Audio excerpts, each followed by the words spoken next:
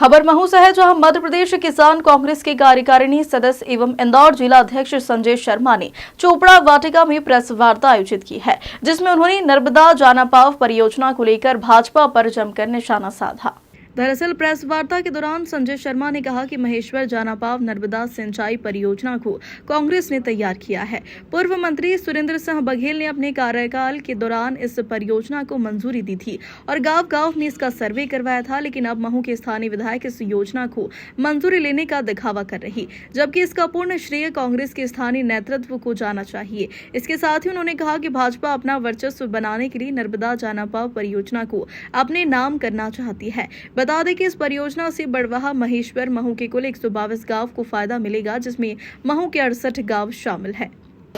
महेश्वर जानापाव नर्मदा सिंचाई परियोजना को किसान विरोधी मध्य प्रदेश की भाजपा सरकार द्वारा ताबड़तोड़ रूप से कैबिनेट में क्यों मंजूर करना पड़ा, यह बताने के लिए आज की प्रेस वार्ता किसान कांग्रेस ने आयोजित की गई है।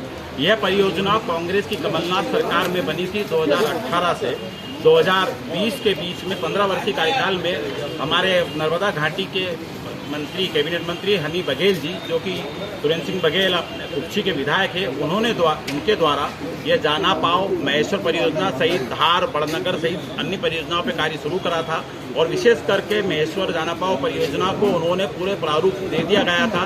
उनके द्वारा एनवीडीए के अधिकारियों को मऊ भेजकर गांव-गांव सर्वे कराया गया, जनप्रतिनिधियों को बुलाया गया।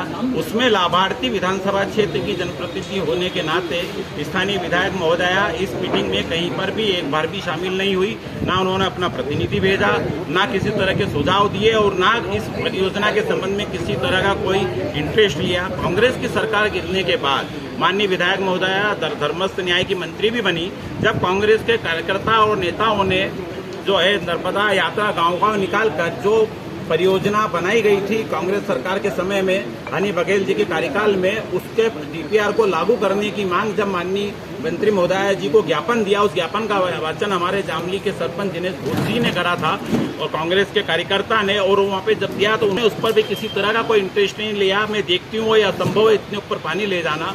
उन्होंने उस पर कोई सुझाव नहीं दिए। 3 साल मंत्री रही, वापस विधायक बनी। विधायक बनने के बाद लोकसभा चुनाव की अधिसूचना लग के खत्म हो गई और तत्काल 7 दिन के अंदर ये सातों परियोजना क्यों मंजूर करनी पड़ी, इसका मूल कारण है हमारे पूर्व कैबिनेट मंत्री सुरेंद्र सिंह बघेल जी ने बजट सत्र के अंदर सदन को यह अवगत कराया वर्तमान बजट सत्र में कि हमारा जो 2 राज्यों का समझौता है, सरदार सरोवर बांध का जो समझौता 2024 में खत्म हो रहा है, हमारे हिस्से का जो पानी है, हमारी योजना है, उसको मंजूर करना पड़ेगी। अगर नहीं करी तो पानी नहीं मिलेगा, सरकार नींद से जागी। और उन्होंने ताबड़तोड़ जो पूर्व में कांग्रेस सरकार की बनी हुई परियोजना का जो है कॉपी पेस्ट करके इसको कैबिनेट में मंजूर करना। अभी आप क्या चाहते हैं मंत्री? कांग्रेस के हम कांग्रेस और मऊ की जनता की ओर से कांग्रेस कार्यकर्ता और मऊ की जनता हनी बघेल जी, जिनके कारण ये परियोजना बनी और आज मंजूर हुई है, उन्होंने तात्कालिक विधानसभा में विपक्ष की भूमिका निभा के इसको मंजूर करने के लिए बाध्य किया है। हम उनका आभार व्यक्त करते हैं और ये उम्मीद करते हैं कि परियोजना 2 से 3 साल में कागजों पे ना रहे, तत्काल लागू हो,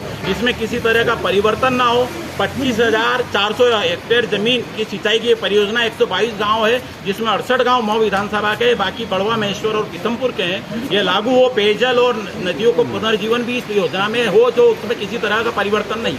आपका कहने का मतलब इस महू से सुनील काले की रिपोर्ट।